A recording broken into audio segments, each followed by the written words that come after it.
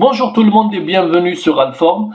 Alors pour un nouveau chapitre, donc Path Control, ça veut dire quoi? Ça veut dire contrôle des chemins, toujours par rapport au routage. Alors donc pour le plan de cette vidéo, on va commencer par une introduction. Qu'est-ce que c'est que le contrôle Path ou bien le Path Control? Après, on va passer à la partie configuration. Alors donc après avoir vu plusieurs protocoles de routage, donc on a vu le protocole UIGRP en détail avec toutes ses fonctionnalités, on a vu le protocole OSPF avec toutes ses fonctionnalités. Maintenant on va voir comment influencer le routage sur un réseau. Donc certains réseaux possèdent des liens redondants, donc là il est utile de choisir comment les routeurs vont exploiter ces liens, d'accord? Donc par rapport par exemple à la répartition de charge, par rapport à la réaction en cas de panne, et bien sûr pour avoir de meilleures performances, etc. Donc après on va voir toutes les fonctionnalités qu'on peut faire avec le Path Control. Alors donc nous allons voir pour ce chapitre trois fonctionnalités. La première, c'est le Policy Based Routing. Deuxième, c'est les Offset List. Et on va parler des IP SLA, donc ce qu'on appelle le Service Level Agreement. Donc chacune de ces techniques nous permettra de faire du Path Control comme elles ont des utilités différentes. Donc il est important de toutes les maîtriser. Alors donc avant de plonger dans la configuration de toutes ces techniques, on va voir rapidement l'intérêt du Path Control. Donc comme nous l'avons dit, un réseau moderne possède souvent plusieurs chemins pour une même destination. Plusieurs chemins en interne par exemple ici, et plusieurs chemins vers le réseau Internet. D'accord? Donc là on va simuler deux réseaux distants qui vont passer par le réseau Internet via deux chemins différents. Donc ici par exemple le but est de contrôler l'utilisation de ces différents liens. Par exemple utiliser, on va dire que ça c'est un fournisseur de services Internet. Ça par exemple c'est ce qu'on appelle un ASP, Internet Service Provider 1, et là c'est un ASP2, Internet Service Provider 2. D'accord? Ça veut dire qu'on a deux sorties Internet vers deux service providers différents. D'accord? Donc là, par exemple, on peut utiliser le premier ASP pour un certain type de trafic. Par exemple, je peux utiliser ici la voix sur IP. Par exemple, j'ai une solution de voix sur IP avec un call manager quelque part et plusieurs sites distants qui vont accéder à ce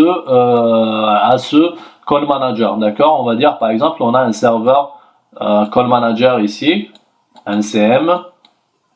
Après ça c'est un site distant, on va dire ça c'est le site central. Ça c'est un site distant, on a plusieurs sites distants ils ont tous accès à ce call manager. Alors moi ici au niveau de ce site j'ai deux sorties Internet. Pour avoir de bonnes performances, donc le trafic voix, c'est un trafic qui est très sensible. Donc je vais dédier une sortie Internet, par exemple, rien que pour le trafic voix, d'accord? Et utiliser l'autre, par exemple, pour le reste du trafic, d'accord? Donc tout ce qui est trafic data normal ou autre de trafic de management, par exemple. Donc là, je vais dédier une ligne pour la voix et tout le reste pour le deuxième service provider.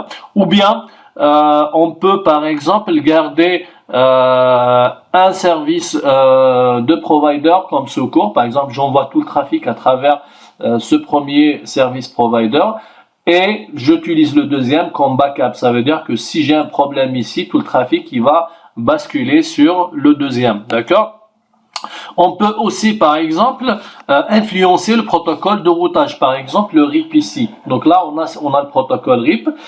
Donc par défaut le routeur R7 il va choisir quel chemin pour ce réseau. Donc par défaut il va choisir ce chemin, d'accord? Ça c'est le fonctionnement normal du protocole RIP. Mais supposons que vous avez, je sais pas, vous avez une bande passante ici vous avez 1 méga par exemple. D'accord? En passant par ce chemin, j'ai 100 mégas et là j'ai 100 mégas.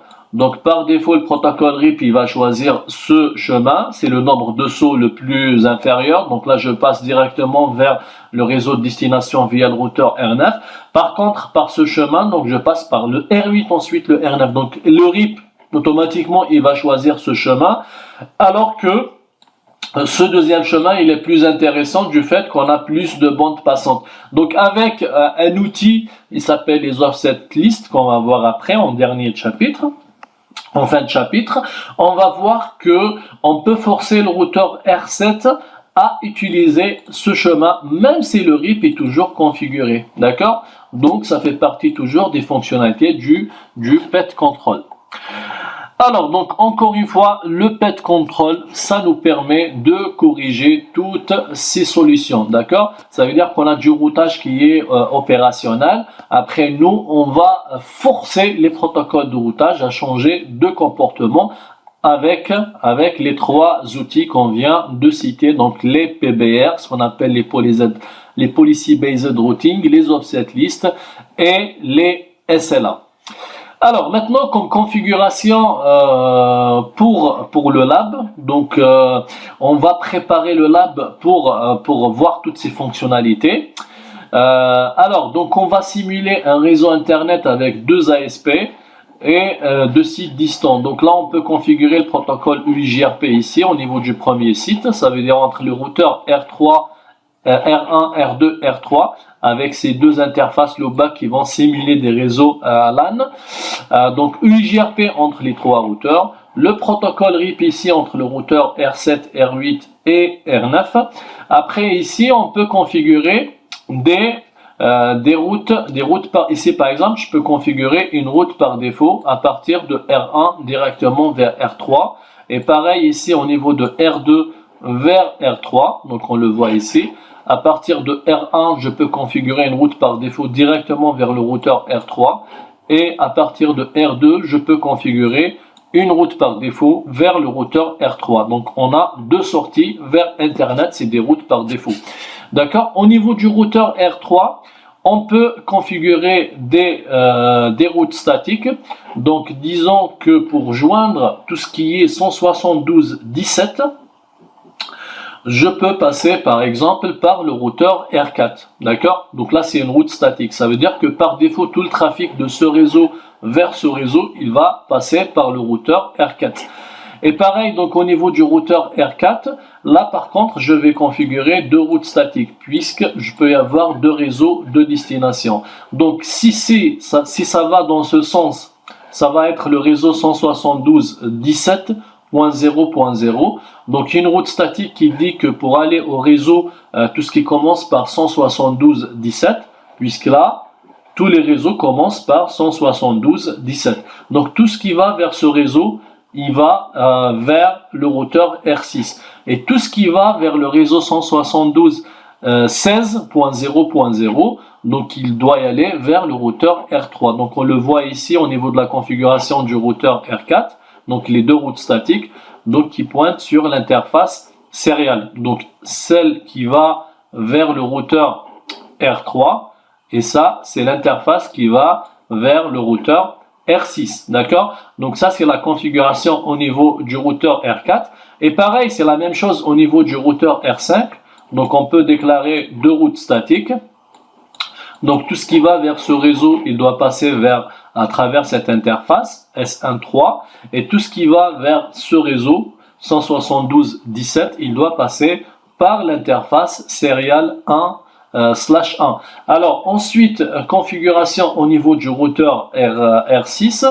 Alors on le voit ici. Donc au niveau du routeur R6, pareil, on va configurer des routes statiques. Ça veut dire que tout ce qui va vers le réseau 172.17, il doit y aller directement vers le routeur R7 et tout ce qui va vers le réseau 172.16, il doit passer soit via le routeur R4, soit via le routeur R5, d'accord? Donc là, on a choisi le routeur, on a choisi l'interface sériale 02, donc soit c'est cette interface, soit c'est cette interface. Donc là c'est l'exemple qui change, hein, d'accord? Au niveau des configurations, c'est pas exactement les mêmes, mais après donc on peut mettre ici S10 au lieu, donc là je peux mettre S10 au lieu de, ici je peux mettre S10 au lieu de S00. Alors au niveau du routeur R7, donc au niveau du routeur R7,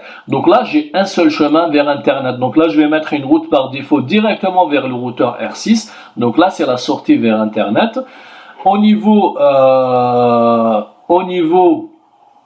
alors, sinon, donc ça c'est la route par défaut. Sinon pour tout ce qui est interne, donc on va configurer le protocole RIP donc entre ces trois routeurs. Donc là la configuration elle est très simple, soit c'est des routes statiques.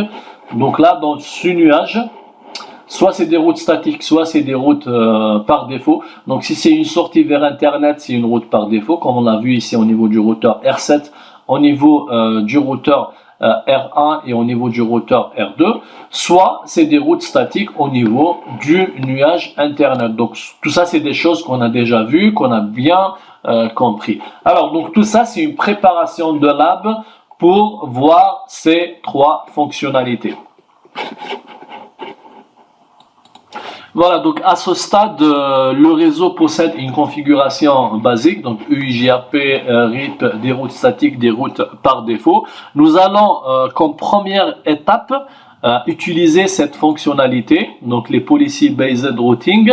Et le but, c'est quoi? C'est d'influencer le routage des données de ce réseau, donc le réseau 1, vers le réseau Internet. Donc ça sera l'objet de la prochaine vidéo. Donc on va parler des Policy Based Routing. Alors donc je vous dis à tout de suite pour découvrir la première fonctionnalité, le Policy Based Routing.